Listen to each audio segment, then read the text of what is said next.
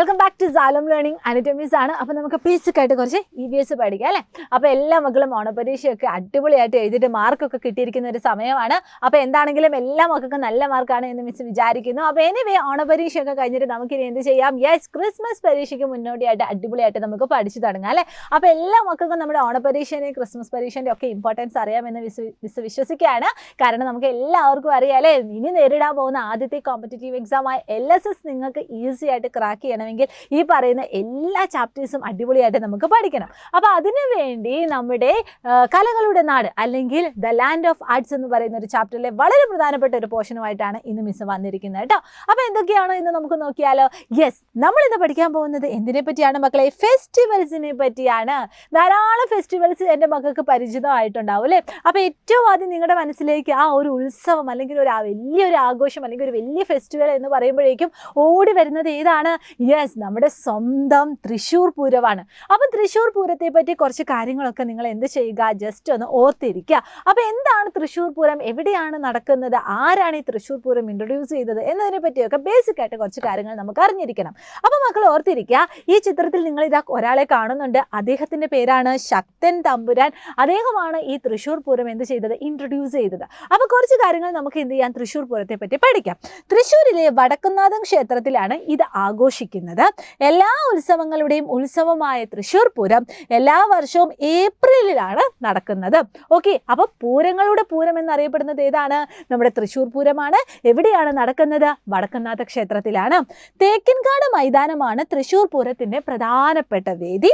ശക്തൻ തമ്പുരാനാണ് ഈ ഒരു ഉത്സവം അവതരിപ്പിച്ചത്. ഓക്കെ, അപ്പോൾ ബേസിക് ആയിട്ട് കുറച്ച് ചെറിയ ചെറിയ കാര്യങ്ങൾ മാത്രം മക്കൾ ഓരോ ഫെസ്റ്റിവലിനെ പറ്റിയും അല്ലെങ്കിൽ ഓരോ കാര്യങ്ങളെ പറ്റിയും ഒന്ന് അറിഞ്ഞു വെക്കുന്നത് വളരെ നല്ലതായിരിക്കും കേട്ടോ. അപ്പോൾ എന്താണ് തൃശ്ശൂർ പൂരം എന്നതിനെ പറ്റി ഒരു ബെറ്റർ ഐഡിയ നിങ്ങൾ നോട്ട് ചെയ്ത് വെക്കുക. ഇതൊക്കെയാണ് വളരെ ഇമ്പോർട്ടൻ്റ് ആയിട്ട് നിങ്ങൾ പഠിക്കേണ്ടത്. ആരാണ് ഇൻട്രൊഡ്യൂസ് ചെയ്തത്, ഇവിടെ വെച്ചാണ് നടക്കുന്നത്, ഏത് മാസമാണ് നടക്കുന്നത് എന്നൊക്കെ ജസ്റ്റ് ഒന്ന് അറിഞ്ഞു വെക്കുന്നത് നല്ലതായിരിക്കും. അങ്ങനെയാണെങ്കിൽ ഇനി മക്കൾ ഈ ഒരു ചിത്രം ഒന്ന് ഐഡൻറ്റിഫൈ ചെയ്യാൻ പറ്റുമെന്ന് നോക്കിയേ. എന്താണ് ഈ കൊടുത്തിരിക്കുന്ന ചിത്രം? എന്താണ് ഈ ചിത്രം?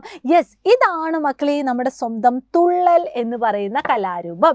അപ്പോൾ ആരാണ് ഈ തുള്ളൽ എന്ന് പറയുന്ന കലാരൂപത്തിന് തുടക്കം കുറിച്ചതെന്ന് അറിയാവോ? വേറെ ആരുമല്ല, നമ്മുടെ കുഞ്ചൻ നമ്പ്യാരാണ്. അപ്പോൾ ഈ തുള്ളൽ എന്ന് പറയുന്ന കലാരൂപത്തിലൂടെ നമ്മുടെ സമൂഹത്തിന് നൽകുന്ന ഐഡിയ എന്താണ്? എന്തൊക്കെ കാര്യങ്ങളാണ് ഈ തുള്ളൽ എന്ന കലാരൂപത്തിലൂടെ മറ്റുള്ളവർക്ക് പറഞ്ഞു കൊടുക്കുന്നത്? സമൂഹത്തിൻ്റെ തിന്മകളെ പരിഹസിച്ചുകൊണ്ട് നർമ്മരസം കലർത്തിയുമാണ് ഈ ഒരു കലാരൂപം ചിട്ടപ്പെടുത്തിയിരിക്കുന്നത്.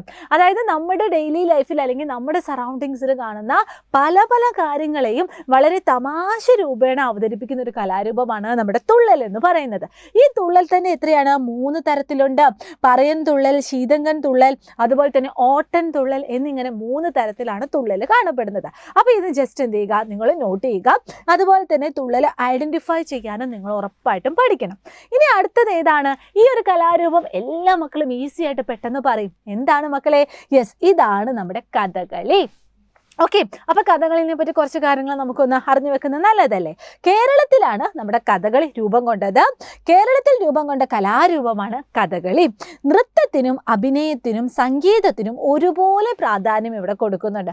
അപ്പോൾ സ്വാഭാവികമായി നമ്മൾ എന്താ വിചാരിക്കുക? ഡാൻസ് കളിക്കാൻ മാത്രമുള്ള ആ ഒരു കഴിവ് മതിയെന്ന്. പക്ഷേ പോരാ, സംഗീതത്തിനും അതുപോലെ തന്നെ അഭിനയത്തിനും നൃത്തത്തിനും ഒക്കെ വളരെ ഇമ്പോർട്ടൻ്റ് ആണ് ഈ പറയുന്ന കഥകളി എന്ന് പറയുന്നത്.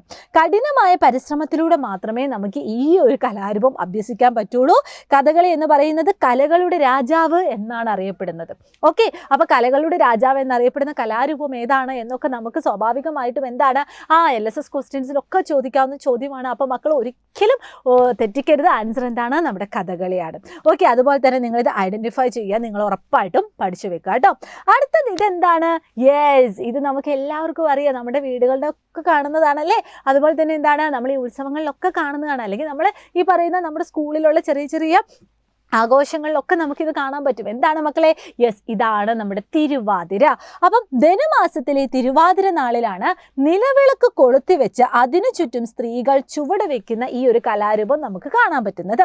കേരളീയ വേഷം ധരിച്ച് ദശപുഷ്പം ചൂടി കൈകൊട്ടി പാട്ടുപാടിയാണ് ഈ പറയുന്ന തിരുവാതിര കളിക്കുന്നത്. അപ്പോൾ തിരുവാതിരയെ പറ്റി എന്തെങ്കിലുമൊക്കെ എഴുതാൻ പറഞ്ഞാൽ നമുക്ക് ഈസി ആയിട്ട് എന്തെങ്കിലുമൊക്കെ എഴുതാൻ നമുക്കൊരു ഐഡിയ കിട്ടും. അപ്പോൾ എനിവേ നമുക്ക് അടുത്തത് നോക്കാം. അടുത്തത് എന്താണ് മക്കളെ?